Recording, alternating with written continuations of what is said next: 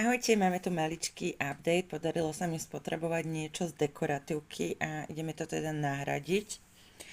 Takže spotrebovala som tieto 3 maskary, jedno je primer, potom je ten je výborný od Essence, táto limitka False Lash Emily in Paris tá mi moc nevyhovovala, no a táto od Pharmacy Double Lash Accented, tá je pecková.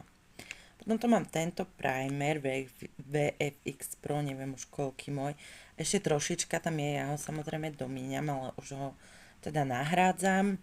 Potom tu mám tento Cushion Makeup od Essence, rozjasňujúci a mala som ho v odtieni Honey.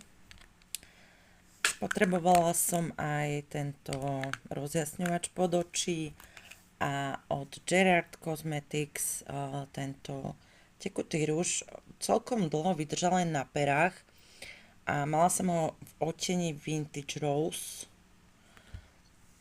No a nahrádzam to teda týmito produktmi, tento Soft Glam Primer od Catrice, k tomu tento Soft Glam Filter Fluid a ešte to som chcela odporučiť, výborný ľahučký make-up na leto.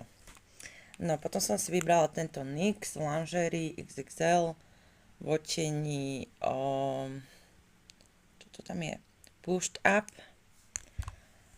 Primer tento som ešte nemala, Lash Princess od Essence a Lash Without Limit som už mala, tá je výborná. No a takým istým rozjasňovačom pod oči.